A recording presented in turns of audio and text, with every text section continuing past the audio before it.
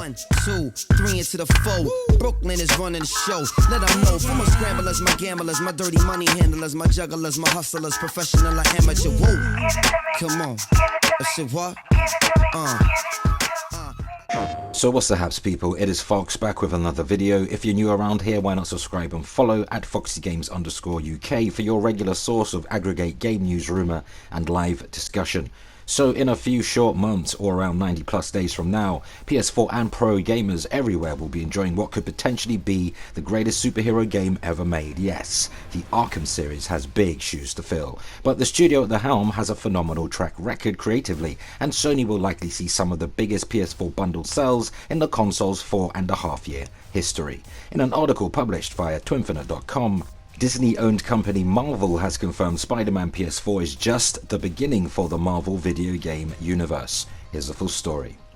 So Insomniac Studio developed Spider-Man has only been gaining momentum and major hype since it was teased at E3 2016, and seeing the extensive amount of gameplay at this year's E3 was definitely a treat for fans of Marvel and the web slinger. Notwithstanding, Square Enix's super surprise announcement of the Avengers project a year ago garnered an overwhelmingly positive response, though fans were slightly disappointed it didn't show up at the company's E3 conference this year.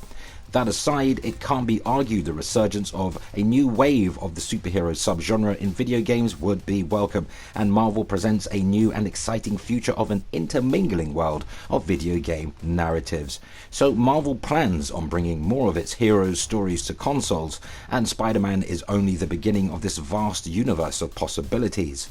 Much like we've seen in Telltale's Guardians of the Galaxy, the Marvel Games creative director said in an interview with game and entertainment outlet IGN that the company plans on giving developers the freedom to tell their story and make it an original story that further expands on the world surrounding its already iconic heroes. This presents an entirely different realm for video games to enter. Much like Marvel's extensive and often complicated cinematic universe, this gives the superhero genre the chance to construct several different storylines within a single video game-based universe. And while Peter Parker is a struggling college student in his upcoming game, the possible death of several Avengers could spark a new wave of heroes that eventually leads to the creation of a new certain team. A young Avengers perhaps. Players could see Spidey thrusted into a new role of leadership, quarrelling with the responsibilities of a double life while watching his years slip away from him. To relieve him of this newfound duty, Miles Morales could finally take up the mantle of Spider-Man, and future sequels with Spider-Gwen and his faithful companion. Well, creating a brand new source of strain and tension within the Marvel's universe would be a certainly fantastic proposition, and branching out from Spider-Man, lesser known heroes such as Nova or the dark and light duo Cloak and Dagger could have flourishing identities in this new universe. Adam Warlock and Star-Lord could save the galaxy together, in reality tearing battles against gods and other intergalactic foes. Much like the comics, each death and each new introduction of a hero could have its own canon in a Marvel game universe, and could potentially even be carried over to a next game in development, despite games coming from different developers. Now, with Disney, Marvel and Fox ironing out a potential deal to release the beloved X-Men and Fantastic Four from jail, those mutants could finally be introduced into many storylines from which they've been sorely missing. The Avengers could be rebuilt from the iconic Wolverine and Storm from the X-Men, and players could experience hours of gameplay surrounding Jean Grey's complex and terrifying storyline as the Dark Phoenix. The possibilities are literally endless. Also, if the Arkham series is anything to go by, players are much more welcoming to narratives separate from the superheroes' movie counterparts. These games would allow developers to tell rich, engrossing stories that movies could never quite capture in a mere 2.5 hours or less. Now, the MGU would allow players to feel each hefty punch that Spider-Man manages to land on his foes and experience the sensation of flinging between the skyscrapers that line the New York cityscape, while also providing the integral emotional payoffs from traditional narratives. Games such as Captain America, Super Soldier, the Iron Man 2 game, and Thor, God of Thunder may have been semi-faithful adaptations of their film counterparts, but retreading a similar story through low-quality action ultimately leads to unsatisfying and really a boring and dull end. Meanwhile, the reaction to the upcoming Spider-Man is a clear signal to Marvel and the game developers of the direction they should be going in.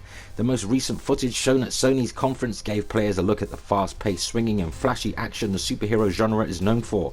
The story is obviously an original concept, and it was a delight getting to see the number of notable Spider-Man villains featured in just that prison break scene alone.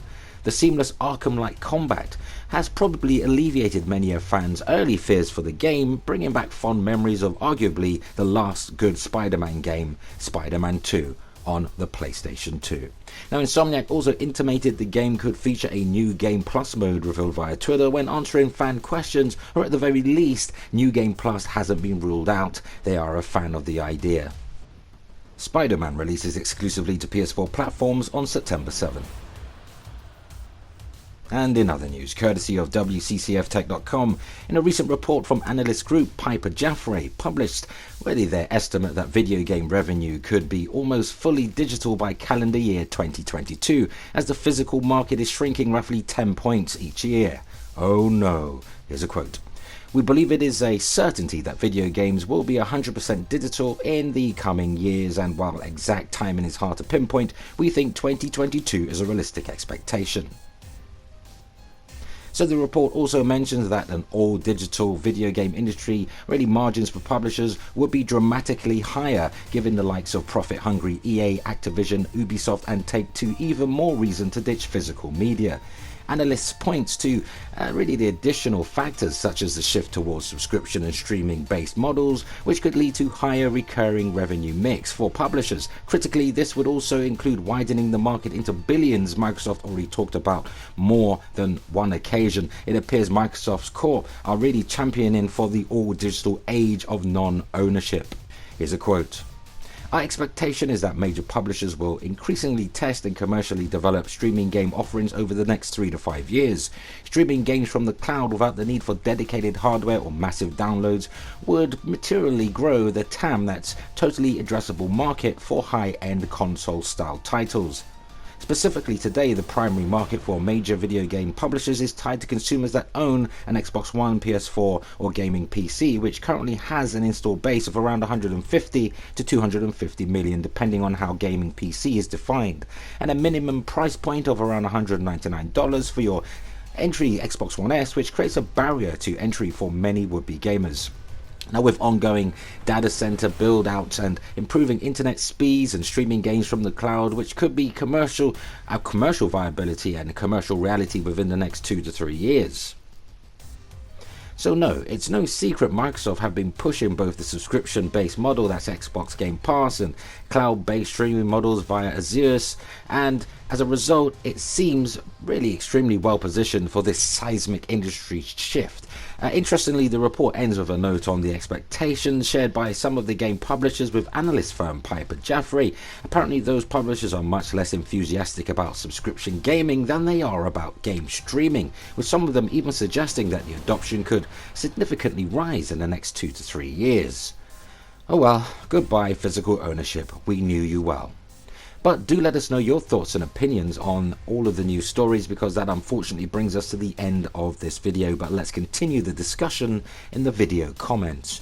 And for more PS4, Xbox One and Nintendo Switch news, subscribe to Foxy Games UK, hit the notification bell so you never miss content, and remember to thumbs up if you liked the video. And also help us reach more like-minded gamers simply by sharing this video. And for just $1, £1 UK pound or equivalent, consider supporting Foxy Games UK's Patreon and help us grow. You'll find the link in this video's description. Thanks for your kind support.